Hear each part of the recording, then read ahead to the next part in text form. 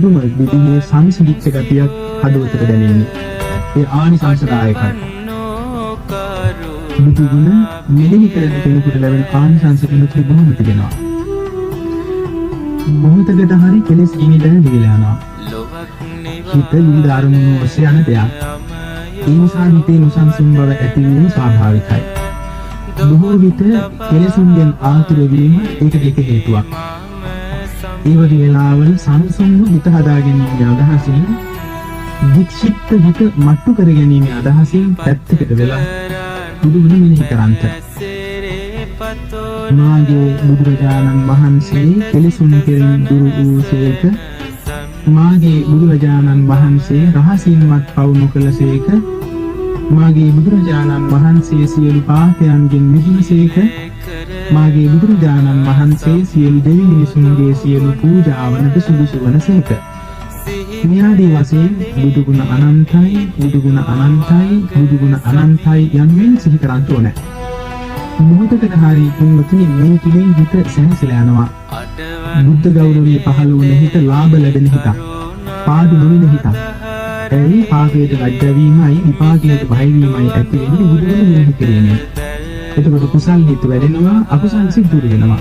නින්දිත මෝරනවා. ඉන් උල්පත් මතු කරන්ත බුදුගුණ මනසිකාරයෙන් ලැබෙන පිහිට පමණයි මෙපමණයි කියලා සීමා කළ නොහැකි ඒ මහා පිහිට තම තමන්ගේ හදවත් සනසා ගමන් කරන්නේ. බුද්ධ ගෞරවය පහළ වුණාම බුදුරජාණන් වහන්සේගේ හිත මහ පුදුම විදිහට තමන්ගේ ජීවිතයට සම්බන්ධයි කියලා වගේ දැනෙනවා. බුදුරජාණන් වහන්සේ පිට ඇතුළු වැඩ ඉන්නවා නේද කියන අදහස චිත්තසංතාන තුල පහළ වෙලා හදගෙන බුදු මෙදුරක් වගේ වෙනවා. ඉන්නත දහමට හිත ඉක්මන් කරනවා. කරන පිනයි රකින්න ගුණයයි අතරින් ශාස්ත්‍රීය ගෞරවයේ පහළ වුණාම පවිත්‍ර සංතානයක් ඇති බුදුරජාණන් වහන්සේ දේශනා කරපු පිරිසිදු ධර්මයේ ගැන හිතන්න පෙළඹෙනවා. එතකොට තමයි බුදු ගුණ බුදු සිරිත සිහියට නැගෙන්නේ. බුදු ගුණය මෙනෙහි කරනකොට සිහියෙන් උපදින හිතේ සතුට මේ කොළ මල් අකුරු කියන විදිහට යනවා වගේ බුදුනියක් ශරීරය තුළට බැහැගත්තා වගේ හිත සලස්සවලා හිත සැහැල්ලු කරලා හිත ප්‍රබෝධමත් කරලා ලොකු සංසිඳීමක් තමයි හිතට ලබා දෙන්නේ.